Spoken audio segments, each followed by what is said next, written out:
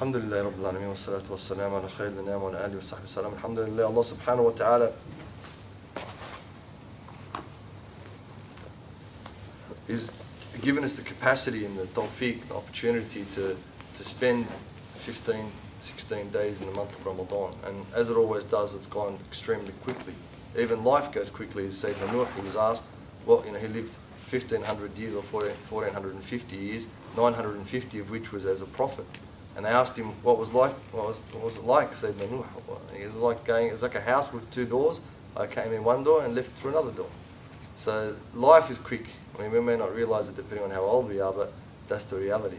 And even the month of Ramadan, it's quick and it's slipping, away from us at the moment. It's slipping between our fingers.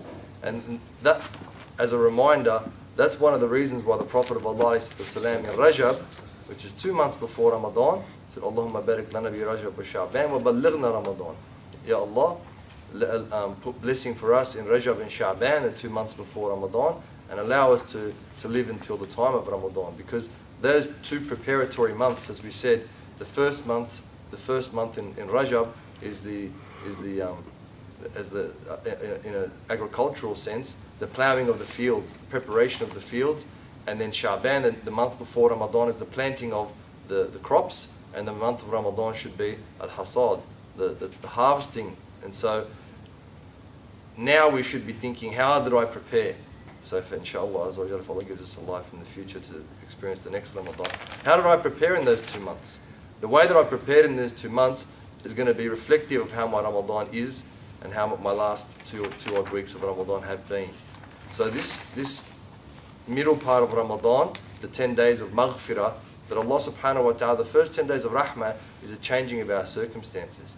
It's a getting away from the habits that we had, good or bad as they may be. If they're bad, inshallah, they're getting to be good. And if they're good habits, they'll be improving to be better habits, bi'idhnillah subhanahu wa ta'ala. And these 10 days are Ayyam al-Maghfirah, that Allah subhanahu wa ta'ala forgives us our sins. And Allah subhanahu wa ta'ala forgives the sins of people who firstly repent to Him. So those first 10 days of maghfirah, of afwa rahmah, of mercy from Allah Azza wa Jal, those first 10 days are that chance for us to overcome, inshallah, because all the shaitan are locked up, all the evil is locked up in the world, all the negativity is locked up, and it's only the positivity, not in the world, also Jahannam, the hellfire, when Allah, the gates of hellfire are closed and the gates of Jannah are open, of paradise are open. So it was a chance for us to look at ourselves, rectify our own character, bi-idhnillahi subhanahu wa ta'ala, and to fill our hearts with the nur of Allah subhanahu wa ta'ala and the Prophet of Allah sallallahu alayhi wa alihi wa sahbihi wasallam by changing our actions. Firstly fasting, and then reading tilawah of the Quran, recitation of the Quran, and then also inshallah the qiyamul layl, the praying after Salat al-Isha and the Taraweeh, depending on what we were doing, and also waking up for suhoor, waking up to have the pre-dawn meal, in order that Allah subhanahu wa ta'ala and the malaika, they send salawat on us, maghfirah. And not only that, that the fish in the ocean, they make istighfar for the person who's fasting. They seek. So this month, this middle part of this month, the 10 days, is that Allah subhanahu wa ta'ala is not, the first 10 days is rectification. This middle 10 days, it's a chance for us, inshallah, to move forward. And it's a chance for us, in reality, as harsh as it may seem, it's a chance for us to see our own insignificance. It's a chance to see for our own misgivings and misguidings. It's a chance to see our own weakness in our faith and our own incapacity to properly apply that which Allah subhanahu wa ta'ala has taught us. And it's also a chance to see, when Allah subhanahu wa ta'ala, the reality of who we are in terms of our nafs. What has our nafs been desiring over the last week or so, or a bit less than that, 4 or 5 days, 6 days? What is it that I want? What is it that I'm thinking about? Is that I'm already starting to think, oh, most of it's over, not long to go, I'll go back to how I was? Or is it that I'm thinking it's time to get serious? We're coming into the last 10 days, the time's getting away from me. This may be my last Ramadan. Allah may not give me another chance, either by taking my life or the end of times. So our nafs, it's easy to hear what our nafs is saying now, because the first 10 days there was confusion with habits. Now our habits have changed. Now our actions have changed, and we're able to hear the waswasa of our own nafs. And that's not the right word, waswasa. It's the ta'mir. It's the orders of our nafs. What's it telling us? What's my nafs saying to me? What's my nafs trying to convince me of? What's my nafs want me to do? What's the angle my nafs has got on me? Because that's a lifelong struggle, one and one's nafs, until death do us part. And so now's the chance to see that. Now's the chance to catch yourself, to truly look back upon your own hal, your own state, and your own condition, and say, do I really know myself? Do I really know what my nafs wants? What's my nafs telling me to do? Because now the message is very loud and very clear. It's full reception. Full reception.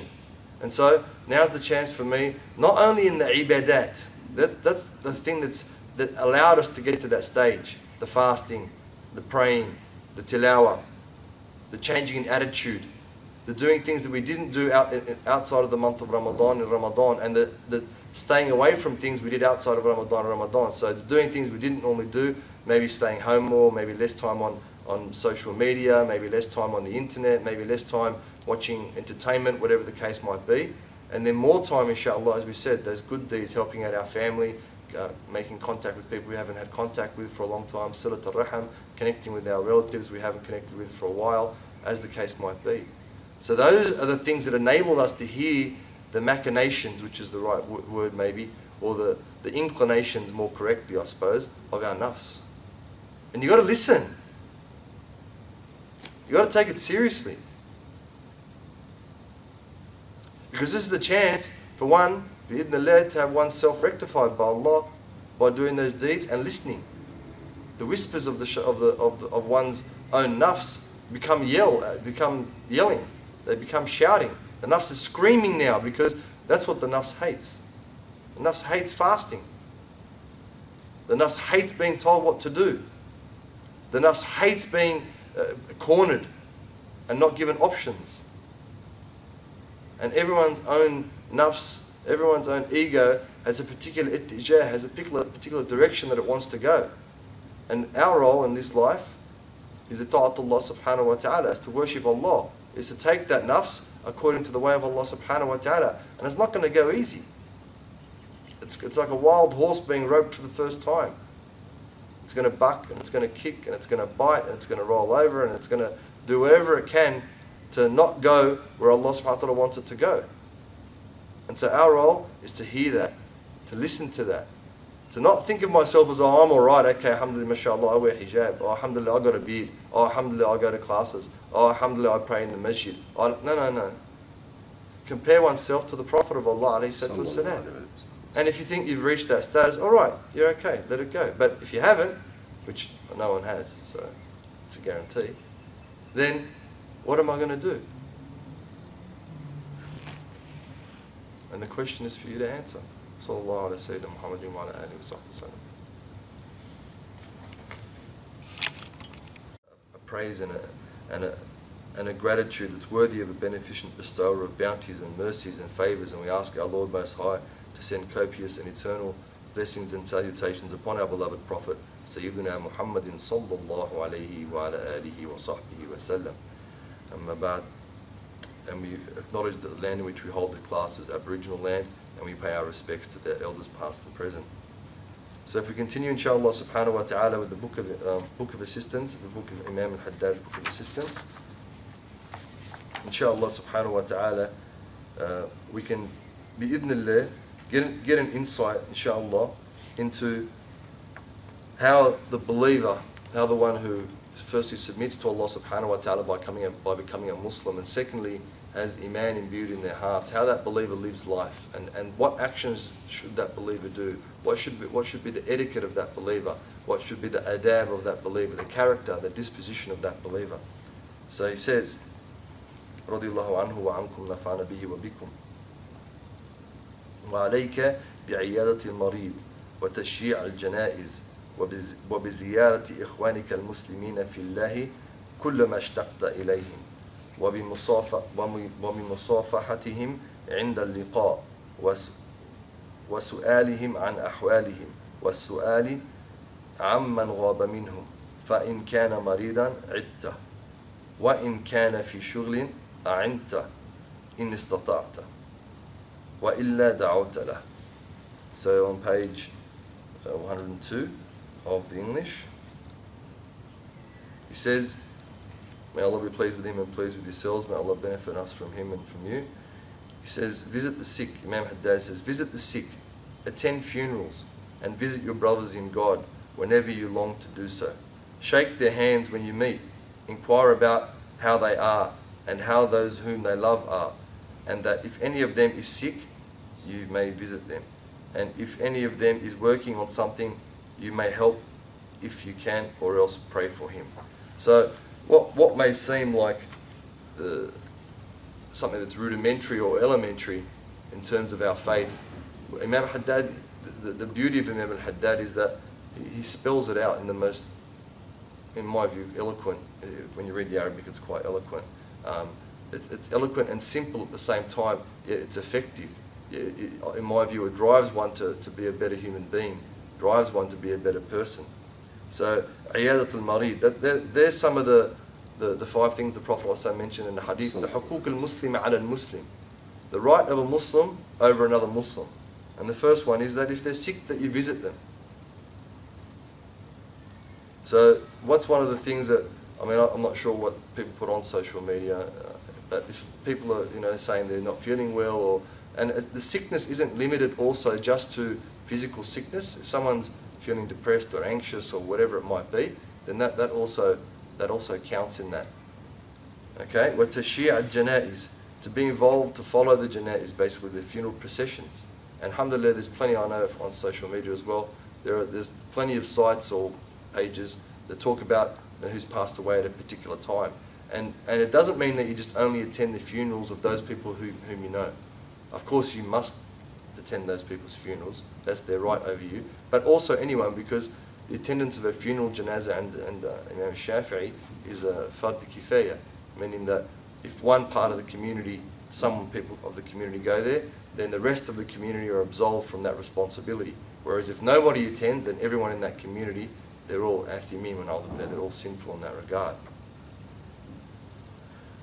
Also, to visit your Muslim brothers and sisters in Allah every time that you long to see them. In other words, when you miss them, and alhamdulillah, that this book was written over 300 years ago. Now it's a lot easier. You can send them a message or give them a call depending on which part of the world they live in, or send them some sort of a communication on social media. It's to keep that contact with those people, inshaAllah azza wa jal. And it's always good to hear from someone that you haven't heard from in a while. It makes you feel good. It makes you feel that the world's a good place, alhamdulillah. It makes you feel that there's hope in and for humanity. And that if you see them, you should shake their hands. In other words, not to be standoffish. Or also that it's not about priority or status or who's where or who's what. It's that someone that you know, someone that you long for in that sense, you're missing, then to shake their hands. And then ask them about themselves. How are you? How have you been? How are things? How's the family? Etc. etc. And then who of those friends, like you might have a group of friends that you've been associating with for a while. Then you see one of those friends and you don't see the other, let's say 3. So you ask that one about the other 3. How's so-and-so? How have they been? We haven't seen them in a while. Say salams for me if you see him, etc. etc. And again, it says if that friend of yours is sick, to visit. And if that person is tied up in something busy, they're moving home, they're doing some sort of a project, they're engaged in whatever they're engaged in, that if you have the capacity to help them, in Allah bi'awn al-abd, ma dam al-abd bi'awni akhi. The Prophet of Allah he said that Allah is the assister, the supporter, the helper of a servant of Allah, as long as that servant of Allah is in the service of another servant of Allah subhanahu wa ta'ala, or his brother or sister as the case might be. So helping our people is a beloved act to Allah subhanahu wa ta'ala. And in some senses, it's the epitome of ibadah, to help out other people. It's the highlight or the top of the range type of ibadah. That doesn't mean that we don't pray and we don't fast. It's on top of those things that assisting and helping people. And if you don't have the capacity to help that individual, then at least you make dua for them. You make dua bit-takhsis, which means that you specify in your dua, Ya Allah help so-and-so, Ya Allah help fulan, Ya Allah help this person. they're in this situation. Ya Allah, make it easy for them. Particularly if someone that you know asks you for that dua, a specific dua, then you're obliged to make, especially if you say, yes, I'm going to make that dua, then you're obliged to make that dua for those individuals. And anyway, as we know from the prophetic tradition, that if you make the dua for someone bidahr al-ghayb, when they're not around, Allah Azza wa Jalla sends an angel to sit next to you and say, وَلَهُ مِثْلَ ذَلِكَ, and also for you the same as you asked. So what that really means for the smart Muslim, for the intelligent Muslim, for the conscious Muslim, is that you might need money. So make dua for one of your friends who needs money. Then the angel will say for you too. You might need to get married. Make dua for one of your friends to get married. You might be having problems with somebody and a social situation, an interpersonal relationship. So make dua that Allah subhanahu wa ta'ala rectifies other people's interpersonal relationships, whether it's a spouse or a parent or a sibling or whoever it may be. That's the smart Muslim. That's what ilm gives us. Knowledge gives us that insight, the capacity to be able to perform, in a sense, minor deeds, yet the rewards of those deeds are significant. And the changing of our state is significant because of those deeds. And he says, وَعَلَيْكَ بِحُسْنِ الظَّنِّ بِجَمِيعِ الْمُسْلِمِينَ وَاحْذُرْ أَن تُسِيءَ الظَّنِّ بِأَحَدٍ مِّنْهُمْ قال عليه الصلاة والسلام خصلتان ليس فوقهما من الخير حسن الظن بالله وحسن الظن بعباد الله وخصلتان ليس فوقهما شيء من الشر سوء الظن بالله وسوء الظن بعباد الله. So again on 102, think well of Muslims and beware of thinking ill of any of them. The Prophet of Allah sallallahu alayhi wa alihi wa sahbihi wasallam has said, two traits are unsurpassed by any other good, thinking well of God and thinking well of His servants. And two traits are unsurpassed by any other evil, thinking ill of God and thinking ill of His servants. So we'll continue the faqara of the chapter. He says, وَغَايَةْ حُسْنُ الظَّنِّ بِالْمُسْلِمِينَ أَنْ لَا تَعْتَقِدَ الشَّرَّ فِي شَيْءٍ مِنْ أفعالهم وأقوالهم وأنت تجد له محملا في الخير فإن لم تجد له محملا في الخير كالمعاصي فنهاية حسن الظن بمرتكبيها أن تنهاهم عنها وتظن بهم أن إيمانهم يحملهم على الانتهاء عنها وترك الإصرار عليها بالتوبة منها. So, actually, I'll read the English as well.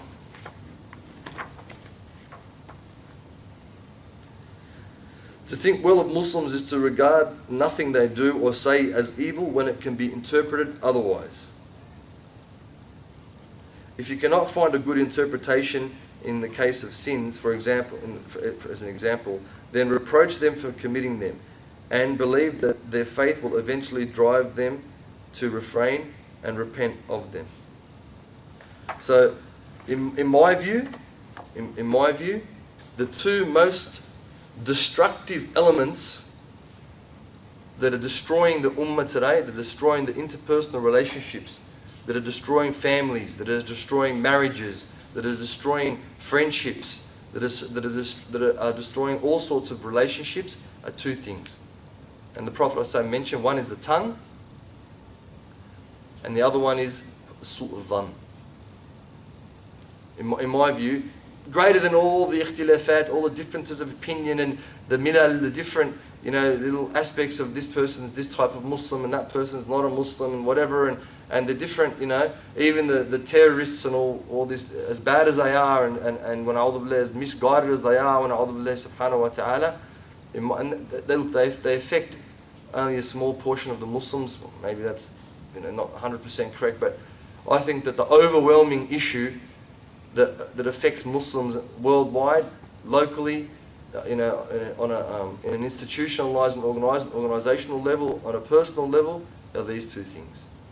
Ghiba, basically, if you even want to break it down even further in terms of use of the tongue, backbiting, and su'u dhan, and not giving Muslims the benefit of the doubt. In my view, Allah knows better, if those two things in the Muslim Ummah could be rectified, Allahu A'lam, 90% of our issues would be resolved. If not more than 90%. Allah knows better. And the reason being is that, what does Allah subhanahu wa ta'ala say? Al-fitnatu ashaddu min al-qatl. That fitna, trials, tribulations, basically fitna is creation of doubt. If you want to get it back to its essence, it's the doubt.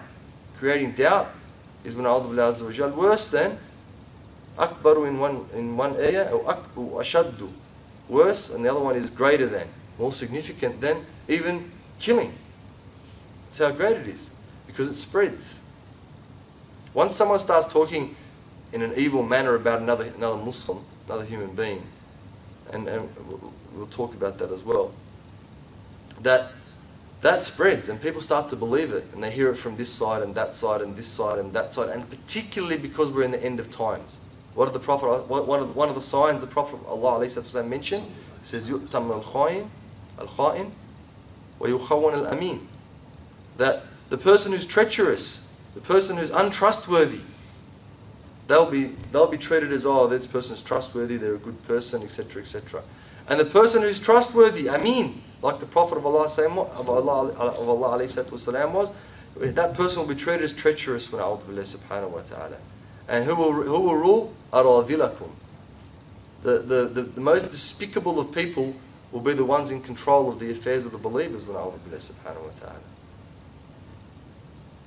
So, because on top of that, on top of the backbiting, on top of the sort of dhan, that when a'udhu billah we have that element that we're in the end of times, and the fitna of words, the fitna of expression, the fitna of opinion, these fitna when a'udhu billah subhanahu wa ta'ala are so rife that it destroys when a'udhu billah azza wa jal people's iman.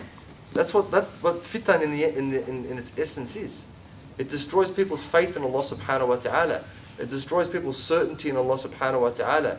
It destroys people's connection in Allah azza wa jal. Like when you hear, and it's always the common, when you hear about Sheikh so-and-so did something, or is allegedly did something, what happens to your faith in Allah?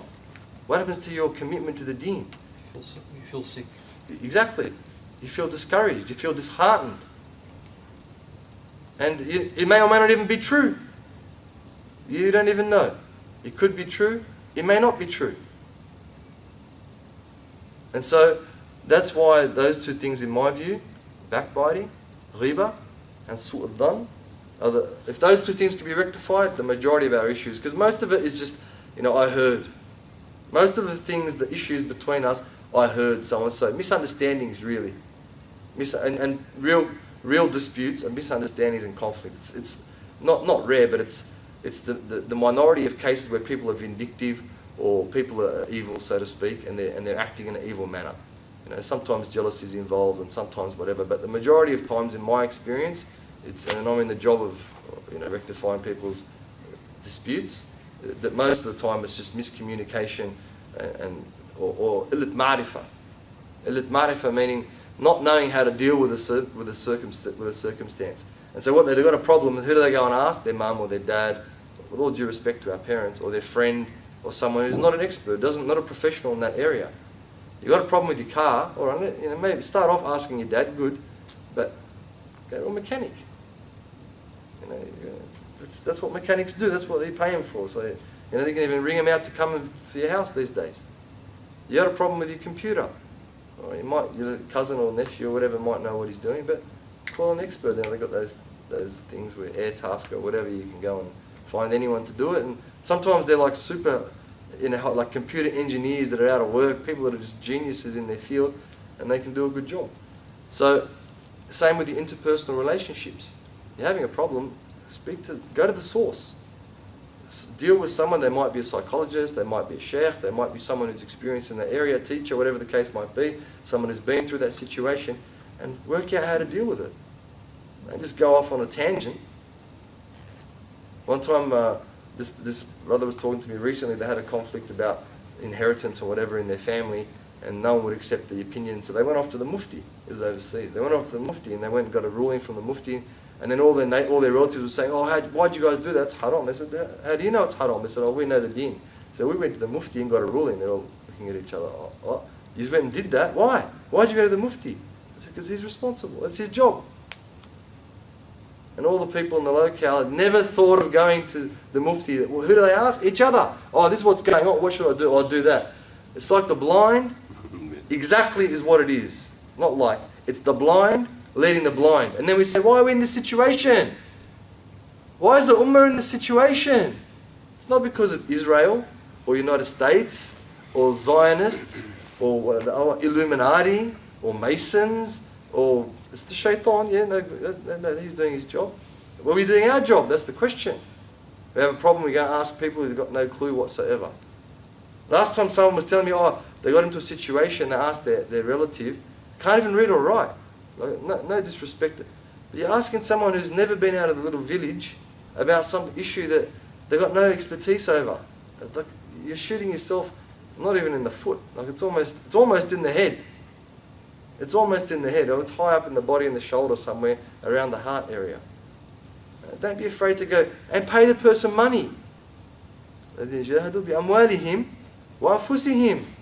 jihad to find out what the truth is. To find out how to get out of your situation is jihad. Spend your money. Don't be scared to spend your money. Like one brother, he reverted to Islam. He was a tradesman. He said, whenever I went to, in particular, one type of Lebanese Muslims, whenever I go to their house, I give them a good price. They always try to bargain me down. And then one time, those same guys that I did work for them, we all went out to a restaurant. There was about 15, 20 of us. And they were fighting. It was like the bill was like $700 or $800. They were fighting over who's going to pay. Like one guy wanted to pay the whole lot. He said, it doesn't make sense. Pay the half for people to do the work, and everyone put in $50 and we'll pay the bill. It's something that we might not notice because it's part of our culture.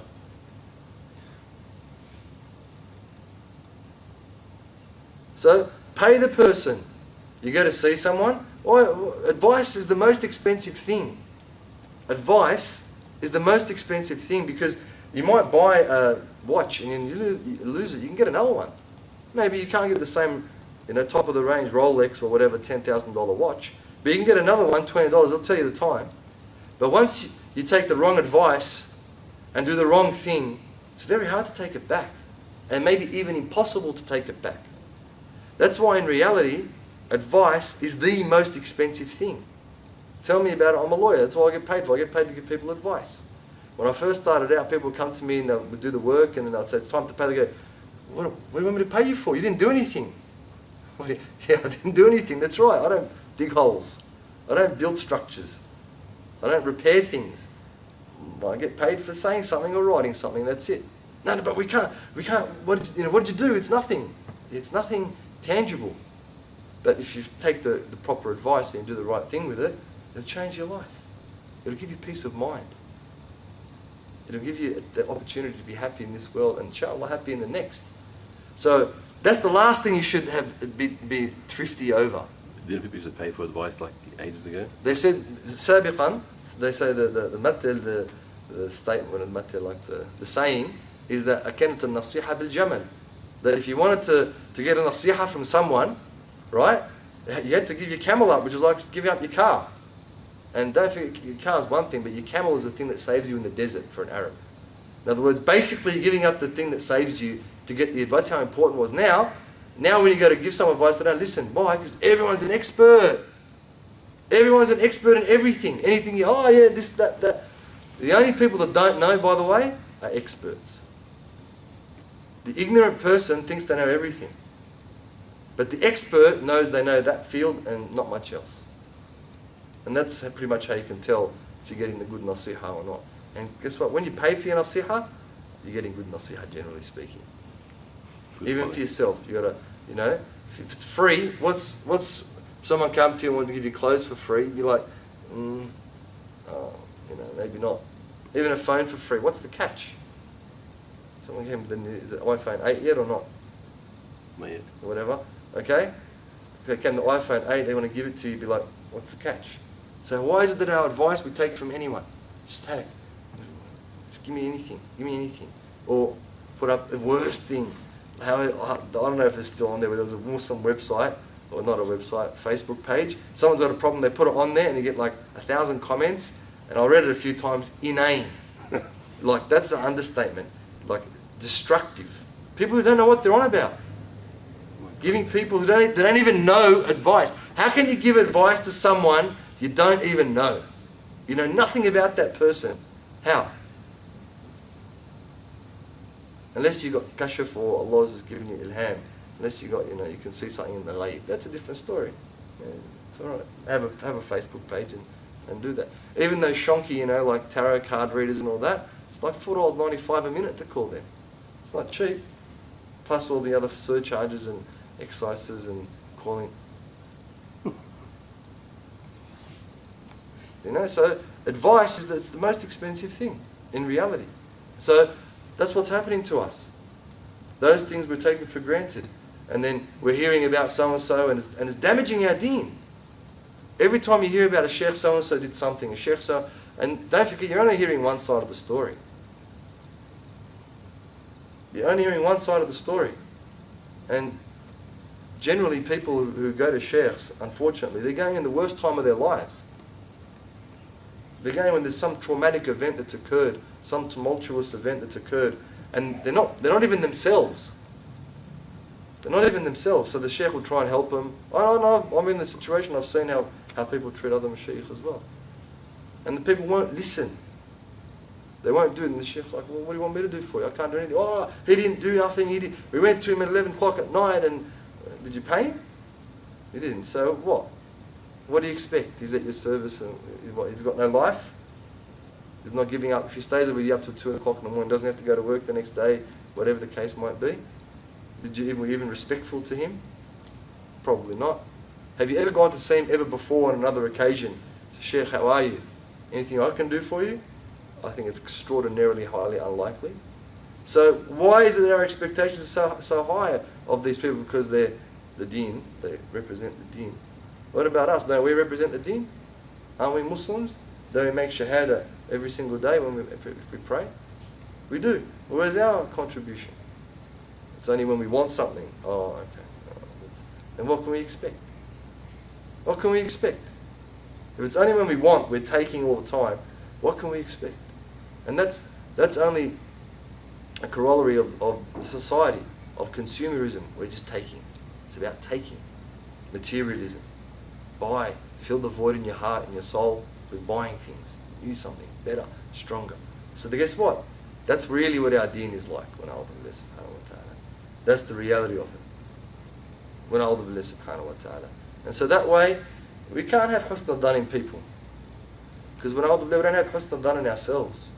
We don't even give ourselves the benefit of the doubt. We can't even give ourselves that inshallah I'm going to do the right thing. Inshallah I'm going to make my prayers. It's always ala shafa hufratin.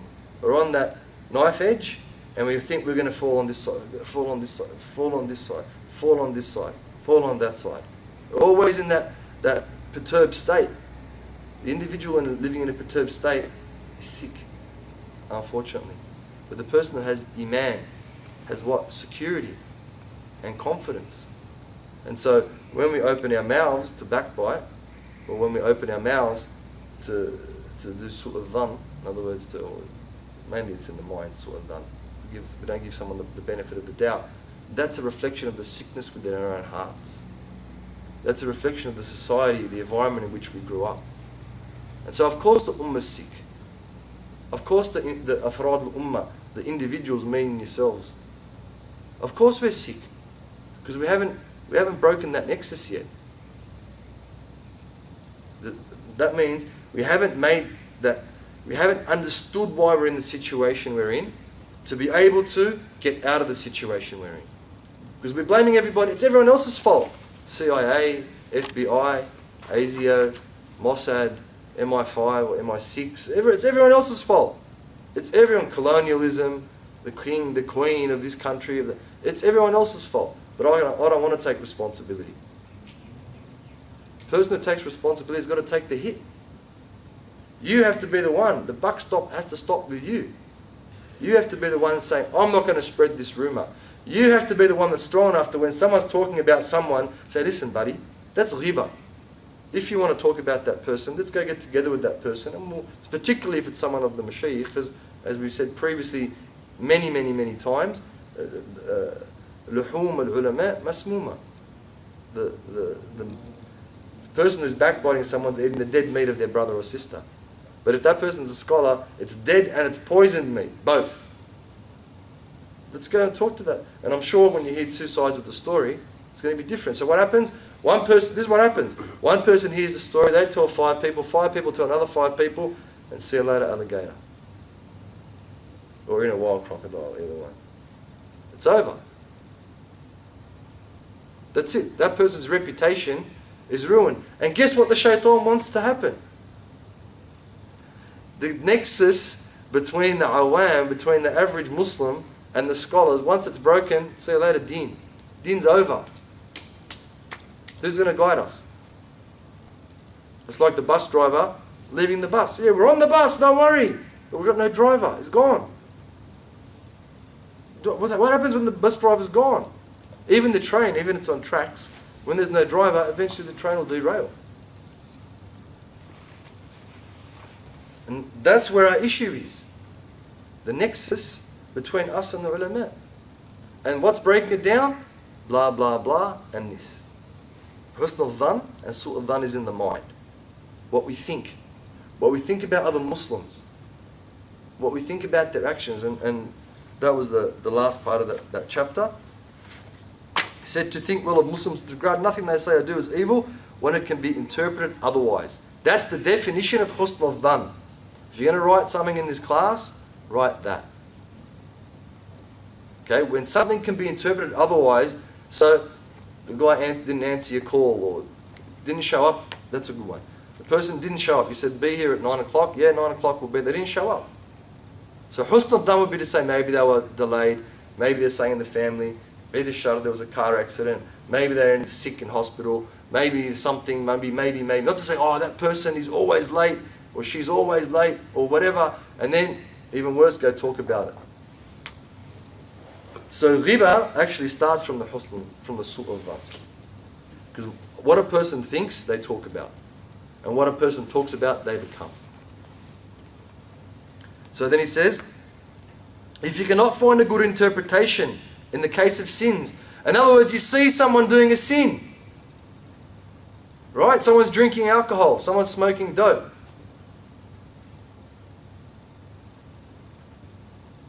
Then reproach them for committing them. I don't know why it doesn't say him now, he's gone to them. Alright, then reproach them for committing them. So in other words, that's the word there, but the word in Arabic is a little bit different.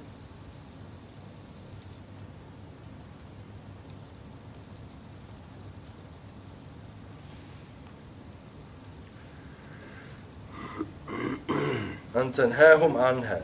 Okay, you know, it's actually pretty much it.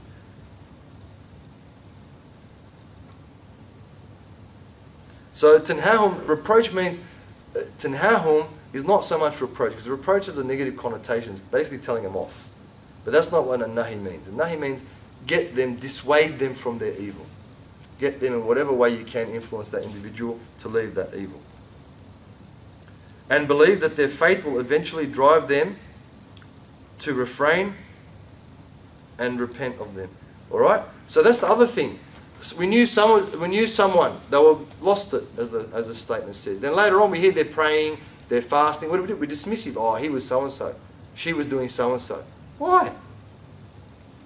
Why? Were you perfect since the day you were born? You never missed a sunnah prayer? Never missed a fard prayer? Never missed a sunnah siyam? Never broke a day of fasting in Ramadan? Never talked back to your parents? Never, there was never a year didn't go by where you read the whole Quran cover to cover and then again in Ramadan? What? You're perfect? So Allah can guide you. That's husn al-dhan. Allah guided you to the state you're in, but Allah can't guide anyone else to the state they're in. Oh, sorry, mate. You're the only one that Allah's looking after. Is that the case? That's the sort of dhan. That's the sort of dhan. Why? Because you're scared someone's better than you?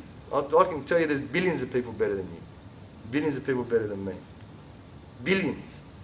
But what makes us think we're better? Consumerism. Materialism. Now the biggest, what's that word, narcissistic tool of expression is social media. What do you mean? I said it, it's on there forever, it's on the page. Before people didn't do that. And before, people had what's called manners. They had manners. They were polite. You know? Now people say, oh, I don't care about having manners anymore. I'll say whatever. Because they're behind a keyboard, behind a screen, behind a phone, somewhere. It's destroying our society when A'udhu Billah. People when A'udhu Billah, whatever astaghfirullah al-ali al-azim, whatever machinations they have in their hearts, they just bang. And when a person acts that way and thinks that way, when a person thinks that way and talks that way, how are they going to act? Of course there's going to be more violence on the street. Of course there's going to be more violence on the street. Of course people are going to be less happy. Of course familial relationships are going to break down. Because people don't care anymore. It's me, it's all about me. So we're a product of that environment. We're a product of that environment. Until we can understand that in our own selves and break away from that and rectify that by following the prophetic tradition, our states won't change when Allah subhanahu wa ta'ala. So, in other words, you've got to think that your brother or sister's got Iman. But how can I do that if I don't have proper Iman? If my Iman is on a knife's edge. How can I? If my Iman is on a knife's edge, yeah, I want to pray, yeah, I don't want to pray. Yeah, I want to do this, yeah, I don't want to do that. Yeah, I don't want to do that. Now what? How can I even think that another person's going to have better Iman than me? How can I even give them that benefit of the doubt, which is husn al-dhan? How can I give them the benefit of the doubt? There's no way. I don't got that doubt in myself. How am I doing anybody else?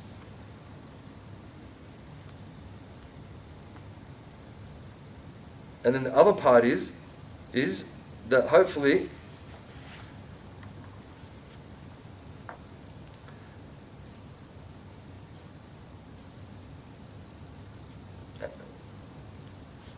there's one part that's missing here. So it says, وَإِنْ يَنْهَاهُمْ بِحَمْلِهِ عَلَى الْإِنْتِهَاءِ عَنْهَا. So that thinking that their repentance, that their iman, imanahum, yep, it'll carry them, يحملهم, it'll carry their iman, will carry them so that they stop doing that thing. And that they don't have al-israr, which means they're not stubborn, or they're not persistent in performing that evil deed when A'udhu Billahi subhanahu wa ta'ala, because of the tawbah they have. And we've discussed it, what the ulama say. They say even if you see two people fornicating, you see them with your own eyes. You see them with your own eyes. And they get up, they see you, they walk behind a tree, and you don't see them for a split second, and they both walk out from the other side of the tree. Your iman should be that Allah, those people repented, but by the time they walked behind the tree and you didn't see them, Allah taba alayhim, Allah forgave them their sins, and they're a better state than you. That's the state of the believer. But we can't, because when A'udhu Billah, consumerism and materialism and capitalism and all these things are making us say that, oh man, I wish I was in that situation. Why can't I have that? What about me? It becomes subjective. So if I'm always thinking about myself, how can I think about others? If my sole purpose in life is to think about who I am and what I'm doing and what I'm about and what I'm eating and how I'm dressing and where's my money and how? How in the material things, let alone the spiritual things, where a person is, when A'udhu Billah Azza wa Jal, immersed and drowning in materialism and in dunya and the things that go around that position, status, that I'm so-and-so and I've done this and that and bow down to me, basically type deal. How's that going to penetrate? It's impossible. And in my view, that's the issue in our ummah. And if I'm the one who's going to bite my tongue, if I'm the one who's going to change my mind, because what happens if you see something someone doing, especially someone who's known, people are burning to tell someone, burning to tell someone, burning to let it be known that so-and-so was doing such a thing. Burning. And why is that the case? Because it makes me feel better. I'm better than that person. That person isn't who they say they are or what they represent themselves to be. When I'm better than that person. That person's nothing. Which is, again, goes back to the society in which we've been bred. So, I've got to bite that bullet. I've got to swallow that pill. If the buck doesn't stop with me, then I've let out a pandemic or an epidemic or a virus when A'udhu Billah is going to infect. You don't know how many people it's going to infect. And I'm the one that's done it. But I had no right, because it's haram. It is haram. Both haram. Ghiba is haram and su'u dhan is haram. To interpret things in a way which so the husn al-dhan, I like the very, very nice translation, mashallah. To think well of Muslims is to regard nothing they do or say as evil when it can be interpreted otherwise. And then even when it is evil, Imam Haddadi gave us the solution. Alright? So these are some of the things that I suppose in the month of Ramadan also we can think about, because it's a little bit clearer. The reception is a little bit clearer in Ramadan. Hopefully it should be a lot clearer. And to not be one of the people that are contributing to the destruction of the ummah in this manner. To be one of the people that say, inshallah, the buck stops with me. I'm not going to spread that information. And when someone comes to complain to me about so-and-so, I'm going to stop them there. Say, look, no, that's not the case. Oh, I dealt with that. Even if you didn't deal with that sheikh. I dealt with that sheikh and he was great. Maybe he was having an off day. And it's halal for you to do that. And that lying in that situation is halal. Or to tell them, listen, man, what do you want to talk about that person for? They're doing their best, aren't they? Or as what I've done. Have you ever visited that person? Have you helped that person? Have you ever done anything for that person? No. Well, what do you want? You want them to help you, but you've never done anything for them? It doesn't make sense. No one will accept that. You wouldn't accept that. So these are the things, inshallah, as well, we can try and at least try and comprehend who you are and what you're about and how you're a product of the environment in which you grew up and you were raised and educated and work. And inshallah, Azza wa Jal, try and look beyond that, bi'idhnillah Azza wa Jal, to how, inshallah, you can change the way you are and the way you think, firstly, in terms of husn al-dhan, in terms of giving people the benefit of the doubt, and secondly, in terms of what's a result of that, what's said, and our actions. Wa sallallahu ala sayyidina Muhammadin wa ala alihi wa sahbihi sallam. Any questions about that? No. We were saying like consumerism, materialism, capitalism. Could we also say that it's also a sick nafs, or the love of the dunya? That's it. This is what it is. That's what materialism is. Love of the dunya, exactly. I'll just mention those ones as to mention them. There's a lot more and a lot less. Yeah. But they're the pervasive ideologies that are around. That's how the world runs.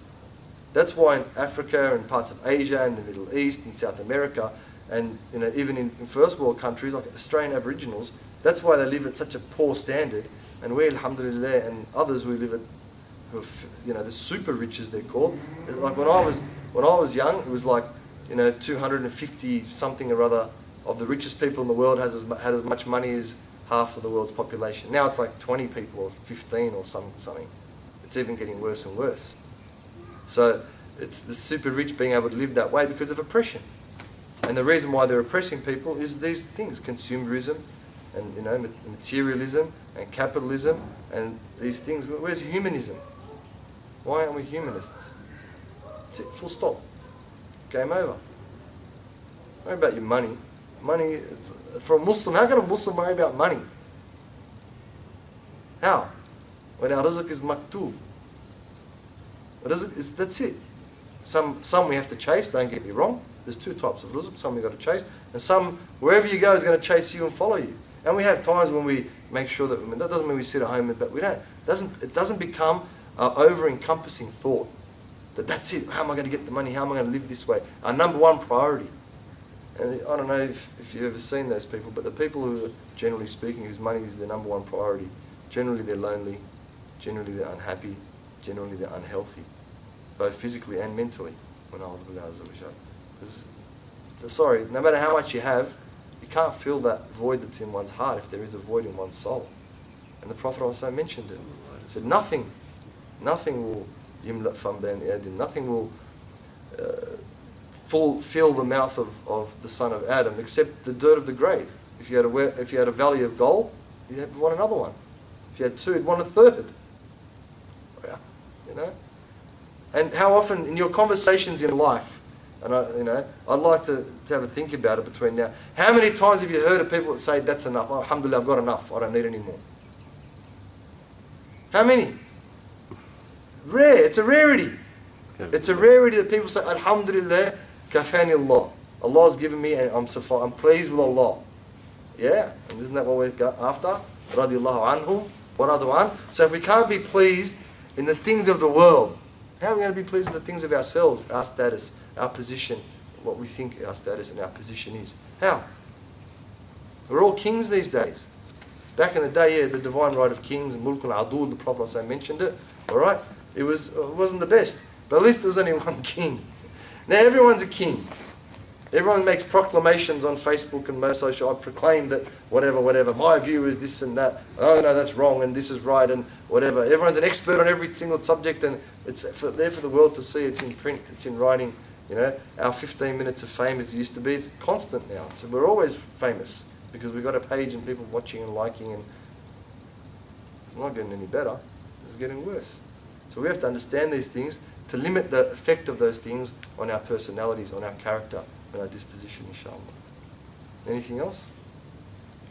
About anything else? Sallallahu alaihi wasallam.